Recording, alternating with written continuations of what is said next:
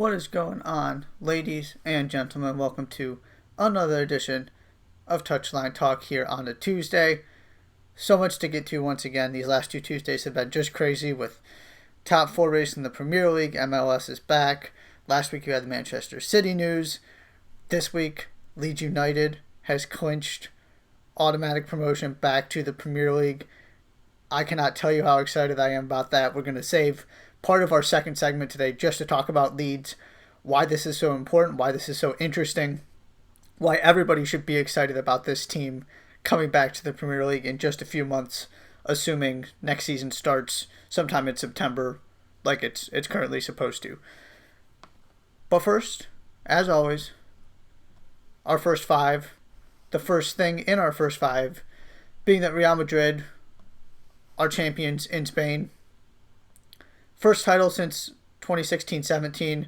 This was multiple weeks in the making. Part of the reason why we haven't talked about La Liga that much on this show recently. It was going to happen. It was just a matter of time. But it is official now. Again, this is the first title since 16-17. This team has not been dominant domestically, and it's only Real Madrid's third in the past 12 seasons. This has been Barcelona's league. Obviously, Real Madrid has had way more success, especially under Zidane, in the Champions League. But at the end of the day, you got to take care of business domestically as well. And that's something that Real Madrid has not been able to do. This was up for grabs at the beginning of the restart, but Real Madrid got healthy. Barcelona did not play well. Messi has been talking about that they're just not good enough right now. If they don't change things, Napoli's going to knock them out of the Champions League too.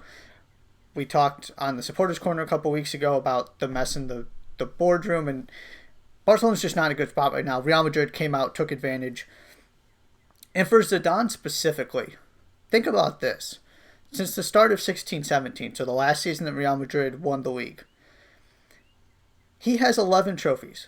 That is 3 more than anybody else in the world. Pep Guardiola is second with 8 at Manchester City in that time. And Zidane hasn't even been employed the whole time because he resigned and took some time off. And then he came back and immediately they won the league again. This idea that you can make that kind of transition from player to getting a little bit of managerial experience in a low pressure, low stakes environment to taking over Real Madrid's senior team and just win everything is incredible. His success, Pep Guardiola's success, is part of the reason why Mikel Arteta is at Arsenal right now and why Frank Lampard's at Chelsea. Zidane is showing that you don't need to have years of experience in, for example, the championship for Lampard. Lampard got one season at Derby County and then Chelsea said, come take over your dream job, the one that you want. You don't necessarily need to go manage a lower La Liga team or something like that. If you have the pedigree and you are ingrained in your club the way that Guardiola was at Barcelona, the way that Zidane is at Real Madrid, the way that Arteta is at Arsenal, and Lampard at Chelsea, there are big-time clubs with championship aspirations, Champions League aspirations, willing to give these guys a chance, in part because of what Zidane is doing at Real Madrid. He's proven it's possible. Now, you're not going to find another Zidane, which is the question moving forward with guys like Lampard and Arteta. But this is absolutely remarkable what he's doing. And the question now becomes, is part 2 of his time at Real Madrid a long-term thing? He just resigned out of nowhere last time. There was no indication it was coming, and obviously he's got plenty more years ahead of him if he wants to continue managing this team. There's no way you can fire him after the drastic increase in performance you've seen in both of his tenures compared to when he's been gone. This is his job for as long as he wants it, unless they put together a bad 3-4 year stretch, which I just don't see happening in the near future, especially with what's happening at Barcelona right now. So is he going to be here for 10-15 years to build this thing, and maybe you get 10 La Ligas and 5 Champions Leagues or something? It's not out of the question. Or is he looking at something else, whether that's another job or the French national team or who knows? But that's sort of where my head went with this is it's very clear that this guy is brilliant at managing this team. He just understands how to get Real Madrid clicking. But we've seen this before, and he just sort of walked away. So from Real Madrid's perspective, is he bought into this for 5, 10, 15 years, where he's going to then build on this, go get some new players, get ready to go again next season, set this team up for more success in the Champions League, which is something that they did not have while he was gone. He's sort of a wild card in that sense, but he is so good at what he's doing, and the result is Real Madrid immediately became the best team in Spain when he came back, and now they have a domestic title to show for it. Number 2, you want to talk about parity and drama. Quarterfinals of the NWSL Challenge Cup were sensational. So, a couple things to think about here. Number 1, the only team to actually win in regulation was the 8 Portland Thorns, who knocked out the number 1 seed, clearly the best team in the league, North Carolina Courage. The other 3 games went to shootouts, which is something that just doesn't usually happen in this league. And the result was that the 4 seed Houston Dash, 6 seed Chicago Red Stars, and 7 seed Sky Blue all won. So all of a sudden, you walk into the semifinals, and the highest seed remaining is the Houston Dash, the 4. It was absolutely remarkable what was happening, and this is the beauty of knockout tournaments. This is what happens when you have a league with so much competition across the board, because you're working with 9 teams right now. And we're going to talk a little bit on Thursday about the new teams coming in. There's news both MLS and NWSL wise in terms of expansion teams that we just don't have time to cover today. But right now you're operating with, in this tournament, 8 teams. That means everybody has a remarkable amount of talent. And anybody can beat anybody if things break their way. Portland just found a way to hang in there, and they got a goal.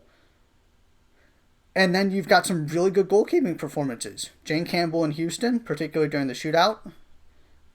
Britt Eckerstrom was great for Portland in a position she didn't expect to find herself in, but she was absolutely ready to go. Kept him in that game. And Kaylin Sheridan for Sky Blue, who deserves a lot of credit for just holding this team down during some really, really rough times.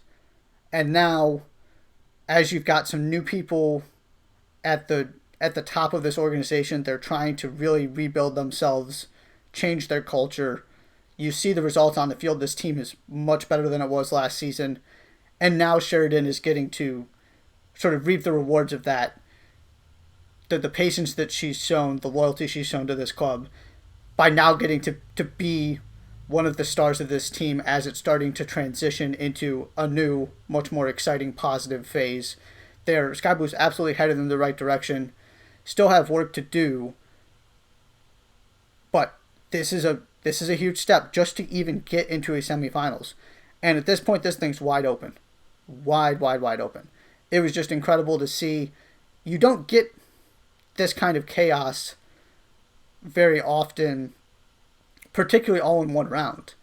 Your top 3 seeds just are gone after the quarterfinals, which opens up a fascinating set of semifinals that we're going to talk about in more detail, sort of actually preview. I'm going to make my predictions in the next segment, but wanted to give a shout out to the goalkeeping we saw, the depth of this league. This tournament has been sensational for the NWSL in just about every way. From a health perspective, from a performance perspective, from a ratings perspective, they've hit it out of the park. And it's just great to see, and those sort of quarterfinals were absolutely thrilling, and just you had absolutely no clue what was going to happen next. So shout out to the NWSL for really delivering as the first U.S. professional league to come back after COVID. Then their counterpart on the men's side, MLS is back, is rolling on. Games are happening every day, so we're not going to get to everything. But in addition to the teams that had already advanced, Seattle and San Jose are now both through from Group B. Seattle might actually finish 3rd in this group, but they're guaranteed a spot in the knockout round. Chicago is right behind them with a game against Vancouver left. Chicago wins that, then they're going to automatically get through as well. San Jose has been one of the stories of this tournament. They didn't have much training time just because of the way things broke and not being able to get to Orlando. And we've talked about Matias Almeida's high-pressing system.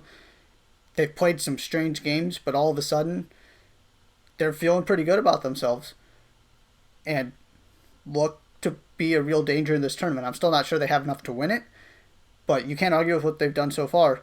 Seattle was playing for their tournament lives against Vancouver and took care of business, as expected from a team that is winning at a very high level and is the defending champions. And that's, I said it before, I'll say it again, that's all they needed. I'm still sticking with my prediction they're going to win. I'm not backing down from it now just because they didn't have a great group stage of this tournament. It's 3 games coming off of a break, but now they got some momentum going. I'm still very high on what Seattle can do in this tournament.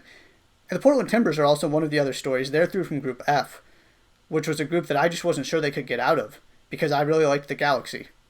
We're going to get to the Galaxy in a second here. That was not an intelligent decision on my part. Portland has looked really good. They've gotten some really good performances from guys like Diego Valeri and Sebastian Blanco. They are not the best team in their group, but because they've played the extra game, they're automatically through.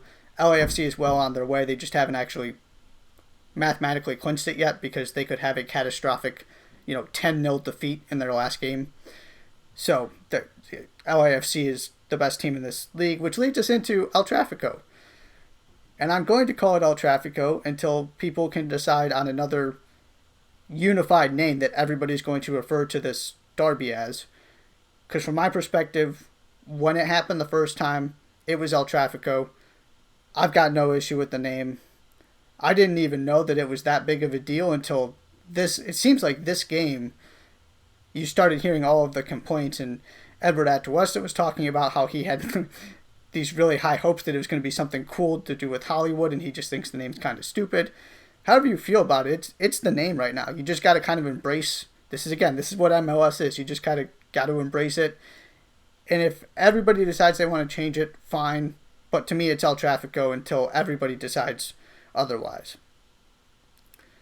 On the field, this rivalry has a problem. And that problem is that it is no longer delivering the kind of thrilling contests that made it, in my opinion, the most entertaining rivalry in American sports its first couple seasons. It didn't have the history. I'm not saying it was the best or most intense. But from a game-to-game perspective, it delivered thriller after thriller with twists and turns and unpredictability. The last 2 times these teams have played, LAFC have outscored the Galaxy 11-5. Yes, you're getting goals. It's exciting to watch. And you don't need Carlos Vela and Javier Hernandez in there to make this entertaining. It's just not. LAFC is that good without Vela. And the Galaxy have enough pieces. Sebastian Legit was really good for 25 minutes. And then things kind of fell apart. But you don't need those 2 guys to make this exciting to watch and to produce goals. But this is no longer a contest. And that was the thing that was making this so interesting and why I was so excited every time these 2 teams played, is that the Galaxy had LAFC's number. They found a way, partially probably just because of the sheer confidence of Zlatan, but they found a way to always produce, to get a point, to win the game, to make it tight. And it is just no longer that. LAFC are exposing them defensively, and the Galaxy just simply aren't good right now. They've got all kinds of defensive issues, which they've had for years. Christian Pavon, who I love, is not making the kind of difference he is capable of. His career has really taken a downward spiral these past couple seasons. He's got plenty of time to turn it around, but they're just a mess right now. They got to figure out what their identity is, how they want to play in this post-Zlatan era. And now you lose Chicharito for the tournament, which is only going to last 1 more game in all likelihood, but you got to get him healthy. You got to figure out how to implement him into this team. It's just not good for the Galaxy. And I want to make a couple points about LAFC as well. Yes, they're still the best team in this league without Vela. I've said that from the beginning. However, they've given up 8 goals in their last 3 games. 3 to the Union before the break, 3 to Houston, 2 to the Galaxy. My stance is the same. If they're going to win this tournament, if they're going to win an MLS Cup, they have got to clean things up at the back. They have to find a way to grind out a 1-0 in ugly fashion, because your Seattles of the world are going to make it ugly in the playoffs, in the knockout rounds of this tournament. You're not going to be able to play this free-flowing, beautiful style that Bob Bradley insists upon that you saw against the Galaxy. The Galaxy are not the team that are going to cause LAFC trouble when it matters most. They've got to find a way to just sort of put their foot on the ball, slow things down, and just grind out results sometimes. But 95% of the time, they can play like this and just blow anybody off the field in this league. And while Diego Rossi is stealing the headlines because he's scoring goals left and right without Vela on the field, and Bradley Wright Phillips is a more than serviceable replacement, at least in the short term, the difference between this team and everybody else in the league is the midfield, and specifically the duo of Mark-Anthony Kaye and Edward Atuesta. They are sensational, and they do a little bit of everything. They're playmakers, they cover ground, they're both really good passing. They are just very versatile midfielders, exactly the kind of guys that Bob Bradley wants in his midfield. They're not great covering defensively, though. They're 8s, they're not 6s. Which goes back to the point I just made about this team's got to find a way to be better defensively. But if they're scoring 6 goals a game, it's not going to matter. I'm just not convinced that they're going to be able to do that the rest of the way. But they're absolutely the best team in this league, with or without Vela, and they showed you why once again in El Tráfico. Now on to the Premier League, with some strange twists and turns in the promotion relegation race, both Premier League-wise and Championship-wise. Current situation. So Watford is on 34 points with 2 games left to play. Aston Villa is on 31 with 2 left to play. Bournemouth is on 31 with 1 left to play. And Watford just fired Nigel Pearson. This sounds like it had less to do with results than just disagreements with the front office and them not liking how he was handling his team, which is just strange in a vacuum because his 1.25 points per game that he was getting from this team are the best of any Watford manager in the Premier League in the club's history. But this is Watford. Watford does this all the time. And so it's not surprising because it's Watford. And now you have a situation where not only do you still need to take care of business to make sure you don't get yourself relegated, but you've got players on this team looking around going, well, what happens next? What's my status? I want out. I don't want to deal with this uncertainty. This club has got to find a way to back a manager. If you don't think it's Pearson, that's fine. But you got to give somebody time to build something. You can't just continue this revolving door. And it's not like it was the Abramovich Chelsea where, yeah, the door was revolving, but they were winning. This team is fine. It's obviously had a worse season than the past couple, but you got to give somebody time to build something. You can't just fire everybody and expect things to get better. So this uncertainty really opens up the door, particularly for Aston Villa, who, if nothing else, are playing hard for Dean Smith and have an opportunity in these last couple games, if they can put some points on the board, to somehow escape this thing. Watford's an absolute mess right now. And the fact that it was them and not West Ham who came off worse in that meeting was a big win for the other teams trying to stay up, because West Ham is playing better. West Ham has confidence. So I was never going to pick anybody to catch West Ham. But I think there's absolutely a chance somebody catches Watford, particularly with the schedule they have left as well. And then on the Championship side, West Brom and Brentford, 2 and 3 in the table, both lost over the weekend. So Fulham is now only 2 points back of second. These 3 teams are all within 2 points of each other. And of course, second is important because second is the automatic promotion spot. And now when you also don't have fans in the stadium, getting third doesn't do all that much for you. It just means you're playing the sixth place team instead of the fifth. But when you get to the playoff, that doesn't matter. And home field advantage never mattered all that much because it's 2 legs and then you go to Wembley. But, of course, this is about automatic promotion. And West Brom had a chance to really make a statement and put some pressure on everybody else to keep pace with them. And then Brentford had a chance to overtake them. And the only team that came away with 3 points was Fulham.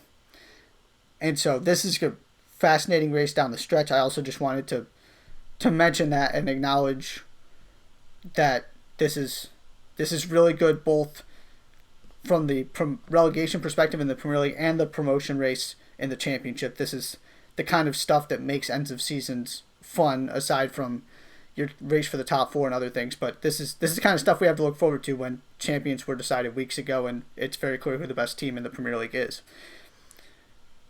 And then we get to the FA Cup semifinals this weekend. And we'll start with Arsenal, who beat a rather uninspiring Manchester City. There was a point in time where City were building momentum, and I thought they might just find a way to get a goal back and then get a second and squeak it out. But they just didn't have enough. They weren't good enough. And to Arsenal's credit, they showed up and put together a good performance. And this is exactly the kind of team that Arsenal can be next season. They've still got problems, particularly at center back. But they're really good going forward. We've talked about that before. But they can be this kind of team that is capable of beating anybody. That is not fun to play against, because if you make mistakes, they're going to hurt you. And you've got somebody capable of moments of brilliance like an Aubameyang and a Lacazette to a lesser extent that can turn games on their head and can go find a goal out of nothing. Kieran Tierney has been really good. He's the kind of player that fans of this club just absolutely love. He put in a really good performance. And he's going to help defensively, but he's not the answer. They've still got holes. But you've seen over these past couple weeks, they've been a little bit more consistent defensively, aside from that one very, very poor performance at, North London Derby. They've had some bad ones in there, but they've also put together some clean sheets, and they've looked pretty good. The expectations can only be so high for Arteta at this point, just because he had so much work to do to get this team back in the top 4 conversation. And I'm still not actually sure that they're there yet, but this is absolutely the kind of team that I expect to see next season. You're going to have some ups, you're going to have some downs. It's not always going to be pretty. But these guys are starting to grow in confidence, believe in what Arteta is doing. They can go play with the big boys and shake things up at the very least next season. And then you've got Chelsea, Manchester United. What do you know? Frank Lampard plays a back 3, which means Marcos Alonso is at the left wing-back position, not in a back 4 where he has more defensive responsibility, and it works. When you don't have N'Golo Kante, that's the kind of thing you can do to solve their defensive problems, at least on a temporary basis, and make things better for yourself. Again, it's not perfect. They've got some work to do at the back. We've talked about that. But what do you know? You actually put Marcos Alonso in his right spot, and it worked out well for you. But this game was really about David De Gea. And it's to the point. I was pretty much to this point before this game, but particularly afterward. Dean Henderson has to be at Old Trafford next season. He has to be the starting goalkeeper day one. And I'm not saying that you run De Gea out of town or that you give up on him entirely.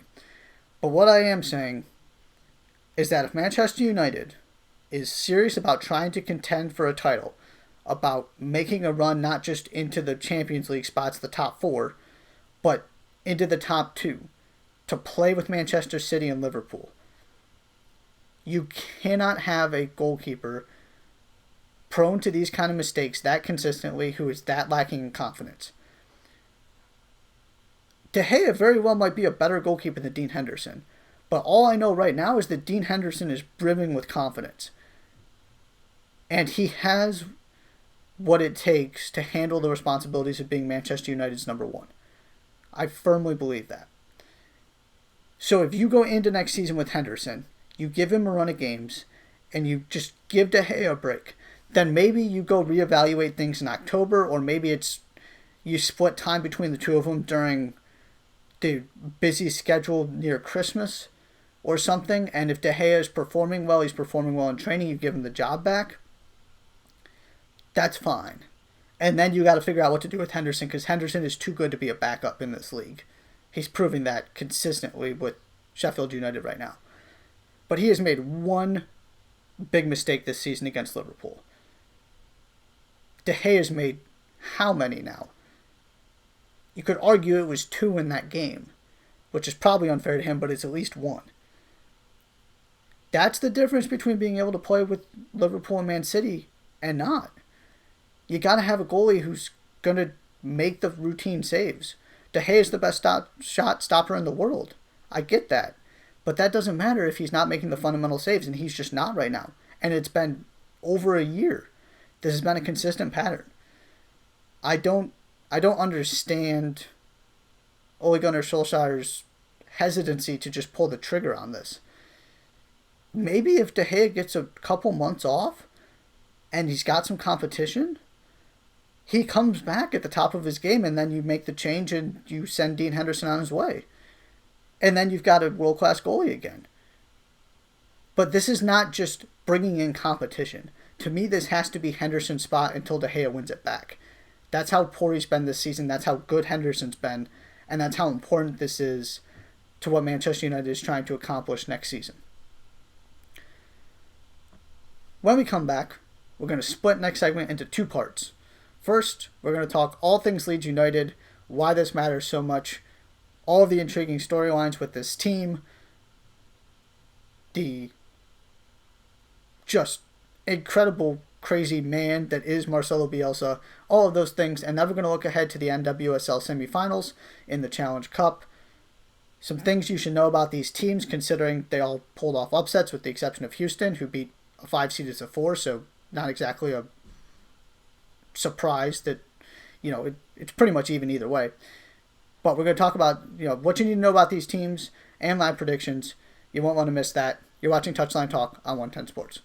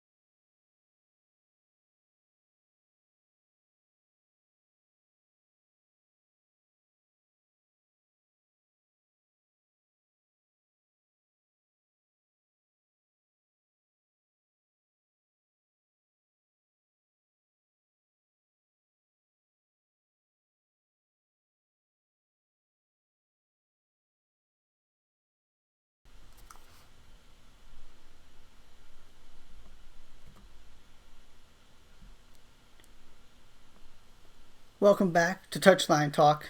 Before we get to all things Leeds United, wanted to mention Toronto FC and New England Revolution just finished a scoreless draw, which means they're also both through to the knockout round in Orlando. So starting to take shape as these last couple days finish up the group stage and we go into the knockout round. Toronto, New England, both through. Very good for the Revs, expected for Toronto. Just wanted to acknowledge that real quickly. All right, it is time. Leeds United have clinched automatic promotion back to the Premier League. It'll be the first time since 2003-2004 this club has been in the Premier League, which is just incredible to think about. They have been champions of England 3 times, 5 times runners-up. This is one of the most storied clubs in this country. This country being England, obviously. This is not just some team. This is easily one of, if you're making a Premier League table of the most storied teams in English soccer history, they're easily in the top 10. You can make a case they're top 5. This team belongs in the Premier League. And they have just made a mess of themselves over the past couple decades. Went down to League One, the 3rd division for a little while. And when Marcelo Bielsa came in at the beginning of last season, 18-19, it's not like expectations were all that high. They didn't think that they could convince him to take this project on, but he fell in love with it, and obviously they were thrilled to get him. But this was not a team that was expected to go dominate the way that they did for most of that season. This was a mid-table championship side. But he came on and immediately made them exponentially better, to the point where they had automatic promotion within their grasp last season and fell apart at the end, which then put them in the playoff, where they lost to Derby County, didn't even get to Wembley for the playoff final. Came back this season, picked up right where they left off, and were clearly the best team in the championship. But there are so many interesting questions and storylines with this team as they come back up. The first being simply, what are they going to be? How good can they be? Because this is not Wolves, who were essentially building a Premier League team in the championship and just ran away with it and were clearly on a mission to go and compete in the top half of the Premier League to make a run at Europe right away. Everybody knew who Wolves were when they came up, and that they had the finances, they had the ambition. They were not your typical team that got promoted. But this is also not, with all due respect, a Norwich or even a Sheffield United. Right, the expectations for Sheffield United weren't high this season. They've surpassed them and have been phenomenal. But you don't look at them and go, oh, I think they could have immediately jumped into the top half of the table. They're somewhere in this weird spot in between, partially because of the talent on this team. With the exception of midfielder Calvin Phillips, these are not guys who you look at and go, oh, they're definitely on their way to the Premier League. This isn't necessarily a group of young 20-somethings who are all ascending together. And to that point, their best 2 attacking performers this season were Patrick Bamford, who's played 27 Premier League games in his career, has 1 goal and 4 starts, and Jack Harrison, who came to the U.S. to play college soccer at Wake Forest and was playing at NYCFC a couple seasons ago. And Manchester City has not really had all that much interest in utilizing him since they bought him, for obvious reasons. I mean, he's, with the amount of wingers they have, he's nowhere near that level. But that's who Marcelo Bielsa is working with. It's a very fair question to ask whether Jack Harrison, who Leeds just got back on loan again for this upcoming season, can cut it at the Premier League level. It's a fair question to ask about a lot of the guys on this team. Which leads to the second question, which is, what kind of reinforcements do they bring in? Because they're already talking about trying to go make a run at the Champions League. they have the ambition, they have the money. They just haven't spent it yet. And who knows with COVID and what that's going to do to their plans. But this roster could see an extreme overhaul so that they're already building, this is not just happy to be up. This is building to be here for the long term, which is part of what makes them different from just about every other team that comes up, even to Sheffield United. Sheffield United's number one priority next season is to make sure they don't get relegated, regardless of how good they were this year. Leeds is out here trying to make sure that they are safe from relegation, are challenging in the top half of the table, and building towards making a run at the Champions League immediately. The next question becomes, can Marcelo Bielsa's system work in the Premier League? He has a reputation of wearing down his players because it's so physically demanding and he is so demanding. And you saw that last season when they fell apart. That was really the narrative, was Bielsa ran him into the ground. This season, and in fairness, they did suffer a lot of injuries. They were banged up all year. Which you could also say is on Bielsa for not taking a more cautious approach. But Bielsa ball is Bielsa ball. That's how he's going to play. This season, they were healthier. They did not fall apart at the end. They finished strong. So what happens when you go face an even higher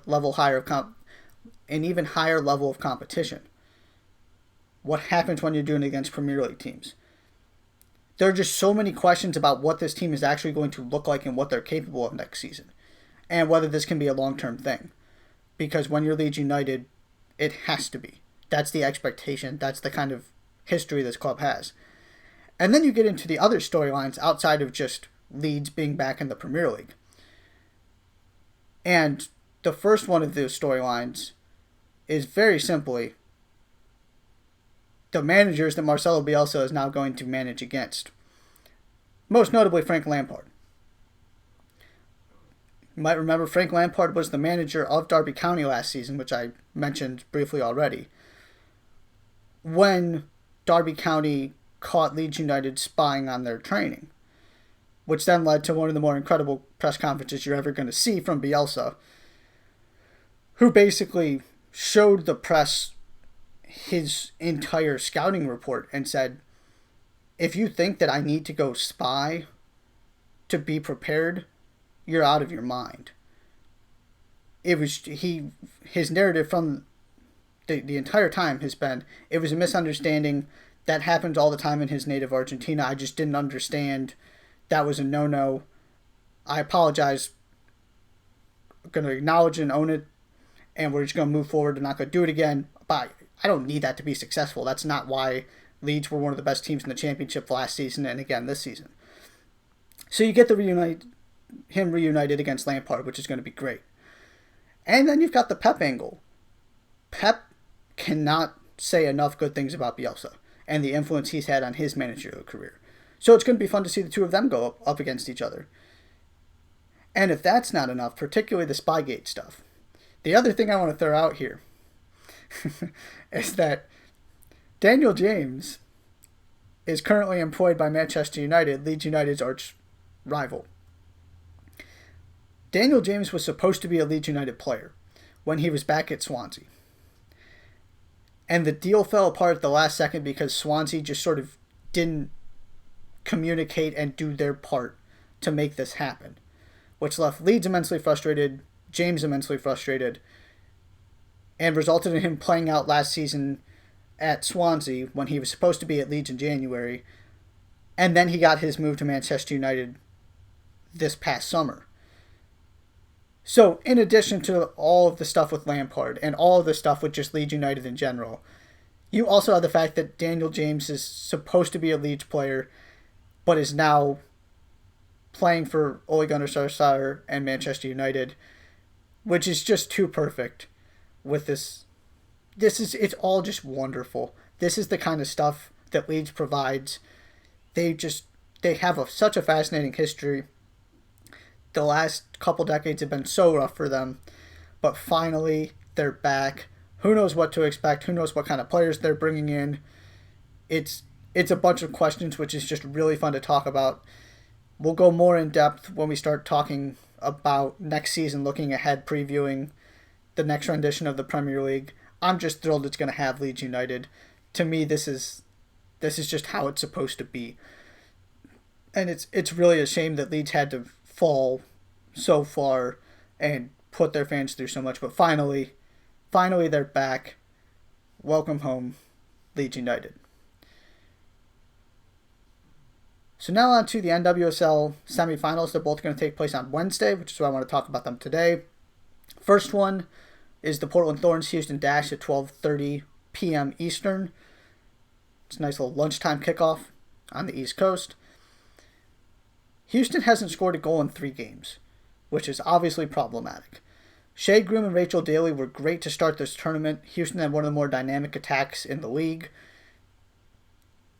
And they still, from a talent perspective, have some nice pieces, particularly, as I mentioned, Groom and Daly. This was a retooled roster. A lot of players exited, a lot of new players came in. They've meshed pretty well. And so they are dangerous. There's no doubt about that. And particularly in a competition where you've lost some of your more well-established strikers, be it Alex Morgan or Carly Lloyd. It's a position where this league is not all that deep in terms of the players actually in Utah, right now. So Rachel Daly is about as good as he gets at the number 9. And so, obviously, Houston has a chance just because of the talent that they have. And Shea Groom's been really good, has come into her own. But they started really well, and this was a team that I did not have high expectations for. And you're sort of starting to see why these past couple games. But they found a way to get through on penalties. Jane Campbell was really good in goal. And on the Portland side,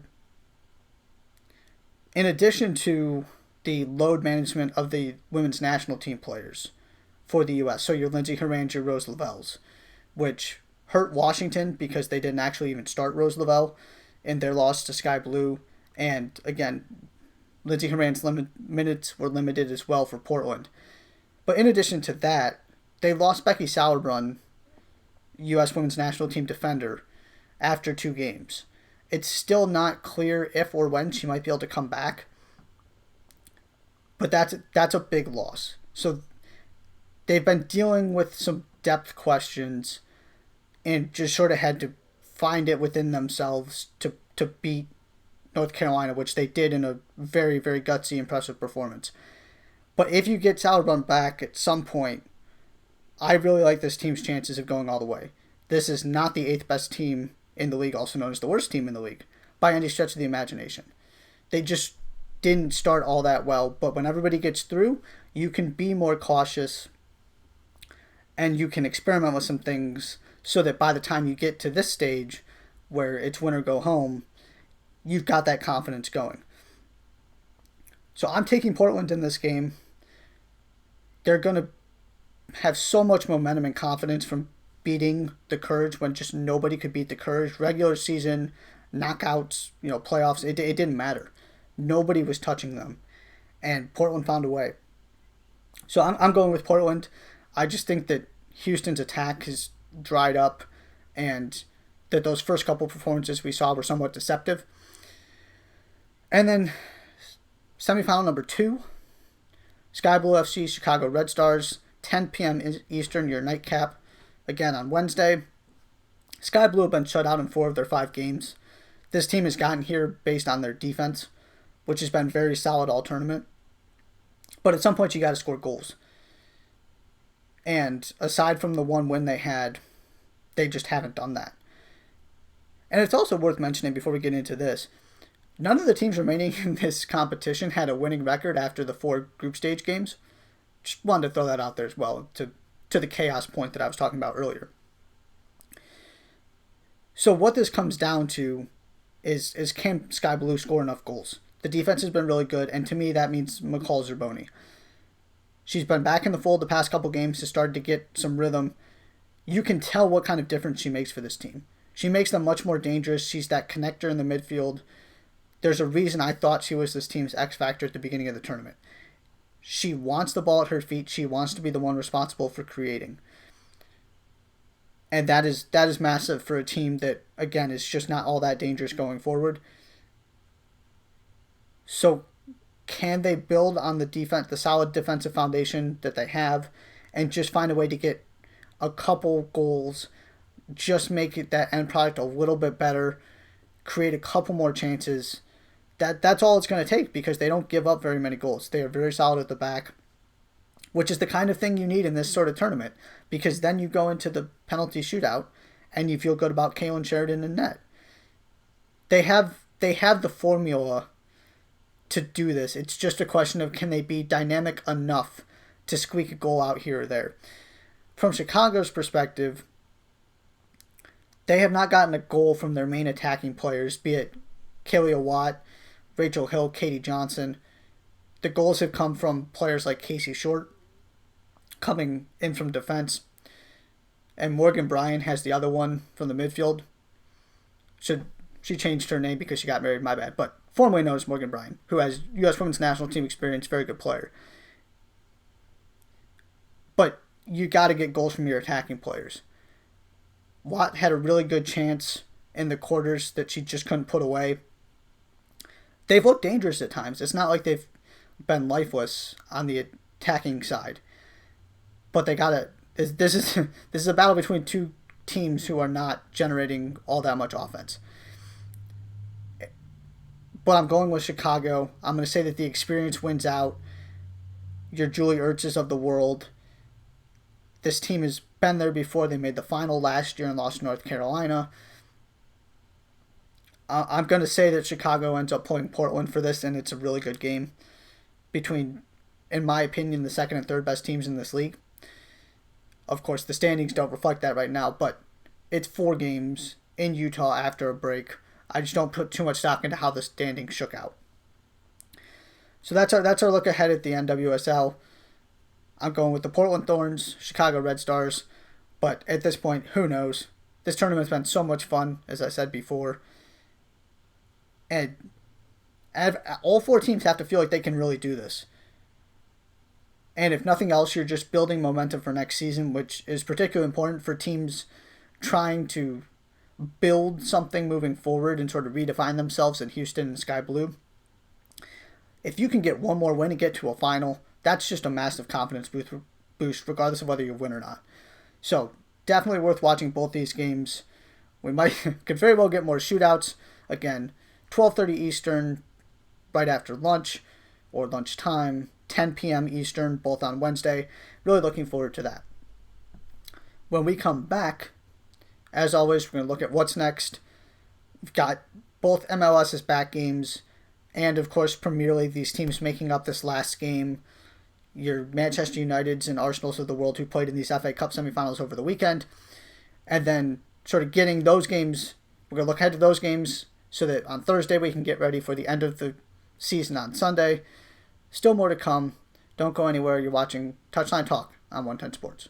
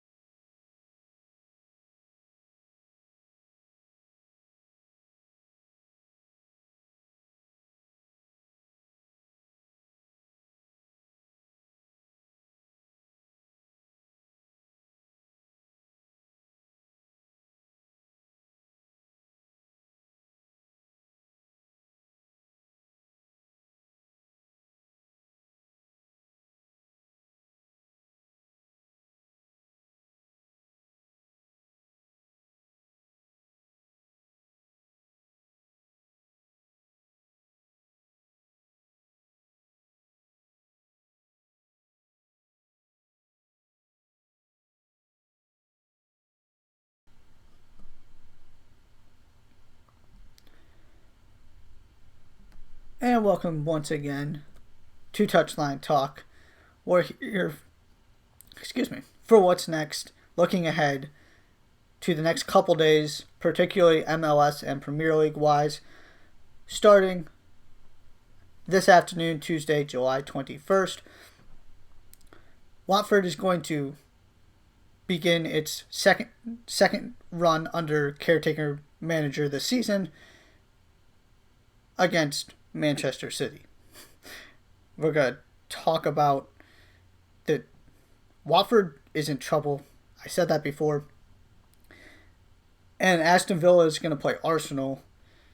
Arsenal's, of course, coming off of a very impressive, inspiring FA Cup win against Manchester City. So you don't exactly love Aston Villa's chances. But if Aston Villa can do this and even get a point, Watford then has to play Arsenal on Sunday. So Watford is looking at a 3-point cushion right now with games against Manchester City and Arsenal. And Aston Villa plays West Ham after they play Arsenal. So again, there's absolutely an opportunity that if Aston Villa can find a way to get 4 points, that they sneak ahead of Watford and end up saving themselves from relegation. These games today are massive, and if Watford can get a point, then it's safety because it's 4 points. Well, I should qualify that, depending on what happens with Aston Villa, because but both these teams have 2 games to play, both have very tough opponents today, and then Villa's got the easier one in match day 38. So definitely still plenty to play for. At least on the relegation side of these 2 games, it's just sort of ironic that they're then playing Manchester City and Arsenal. MLS-wise, tonight, Atlanta Columbus, Montreal DC United. DC is through with a win and could very well end up getting through with a draw depending on how things play out. Atlanta's playing for their lives. It's been a tough go. This team is not the same without Joseph Martinez. And they just really haven't gotten any kind of rhythm. I think they're also desperately missing Darlington Nagbe. It still sort of blows my mind they decided to trade him to Columbus. He's been as good as any player in this tournament. And so they're without some key pieces from the Atlanta teams that were so good and so dangerous and instilled so much fear in opponents. This is not the same team that Frank de Boer is working with right now. And so they might be able to save themselves if they get 3 points. But they're playing Nagbe's crew, who are flying through this tournament and have all the confidence in the world. And again, an incentive to win this game because they count toward the regular season. So it's not like they're just going to sit everybody because they're already got 6 points. In Montreal, again, same thing. You can get a win and hope. But DC can just sort of find a way to get through. They're a team that I think can grow into this tournament. Ben Olsen has been frustrated. They haven't been particularly good. But they put themselves in a position with 1 game to go they control their own destiny, which is really all you can ask for. So, you just got to kind of find a way. It's 3 games, all or nothing. And this is the 3rd one. So the storyline tonight is absolutely Atlanta, but we do have another game after that. And then we go to Wednesday. Manchester United, West Ham, Liverpool, Chelsea. Of course, this is all about the top 4. Chelsea is 1 point ahead of both Leicester and Manchester United after Harry Kane torched Leicester this weekend. That was just incredible, and a reminder of how good he is. And so Chelsea is absolutely in control. But you lose this game, then you've got more pressure this weekend when you play Wolves. And for Manchester United, this is a very weird situation that could go so many different directions. They are tied on goal difference with Leicester right now. And they play each other on Sunday, which means even if Manchester United wins this game, let's say they win by a goal, it doesn't really matter, because if Leicester then wins against United, Leicester jumps them into fourth. It matters in the sense that then United goes into that game knowing a win or a draw is enough because they have a 3-point cushion. But there's nothing United can really do to change the fact that Leicester is still in control of its own destiny. Unless they go and put up a ridiculous goal differential and then make Leicester's life much more difficult because they're going into that game with a 3-point cushion and multiple goals. But just because inherently a win flips goal differential, Leicester is still, from a form and performance perspective, it's very easy to count them out. But the reality is, you're looking at one game. And if Manchester United can't get a point against West Ham, then you're looking at a draw is enough because of goal difference. So these games are absolutely massive. This is top four. This is what it's all about. We're going to get it going down to the last day, which is really all you can ask for. And then MLS-wise, busy day. RSL Sporting Kansas City, Colorado, Minnesota are all in the same group. RSL has 4 points right now. Minnesota has 4. Kansas City has 3. Kansas City gave up a goal while having 2 more men on the field against Colorado this weekend. Not really sure how that one happened, but they did score another one to finally gain control of that game and put Colorado away. If nothing else, Colorado's playing hard and not quitting. They just look closer to the Colorado of early last season than early this season when, as I've said before, I was so high on them and they were playing so well. So this group is absolutely up for grabs. Minnesota and RSL, 1 point edge over Sporting Kansas City, who are probably somewhat frustrated with how things have gone so far. But you've got an opportunity to go beat RSL and book your place into the knockout round. So this is the most balanced group in the tournament, and Colorado could easily recover and beat Minnesota. I think this is a fascinating group. There's a reason people are calling it the group of death. And then Cincinnati, New York Red Bulls both have 3 points, which means you're sort of playing a playing game depending on how things play out the rest of the way. You could easily see both these teams make the knockout round. But the reality is that Cincinnati is one good performance away from 2 wins out of 3 games. And 2 wins after getting their doors blown off by Columbus. That in itself is huge for a team that's still trying to find itself, still trying to build confidence and an identity. So a very interesting matchup to see if, was that a one-off from Cincinnati against Atlanta? Did they, helped by the red card, didn't exactly look all that dangerous going forward, but got a really good goal from Frankie Amaya? Or is this team actually not as bad as everybody thought? We're gonna find out. And Red Bulls, it's sort of slowly falling apart. Just from where they were a couple seasons ago to where they are now. They've moved some big pieces. Luis Robles is now starting for Miami, who, by the way, became the first club in MLS history to lose their first 5 games. Tough start for Miami. And Bradley Wright Phillips is scoring goals for LAFC. And the Red Bulls let them both go. I sort of understand why, but you're asking questions right now. But if New York can win this game, then sort of those questions go away, and you just wonder what this team's ceiling is moving forward and whether they can actually compete in this tournament. So very, very interesting set of games on Wednesday. That is all we have for you today on Touchline Talk. Thank you so much for listening. Chris Brown's Around the Bases is already out on YouTube, Spotify, Apple Podcasts. He will not be live today. Josh Molnix will be back with the JMO Show tomorrow morning at 11 Eastern, and we will be back on Thursday to talk about everything that happened over these past couple days, look ahead to the end of the Premier League season, knockout round of MLS is back, NWSL Challenge Cup final, plenty of stuff happening, so much soccer, it's great. Thank you so much for listening. We'll see you Thursday.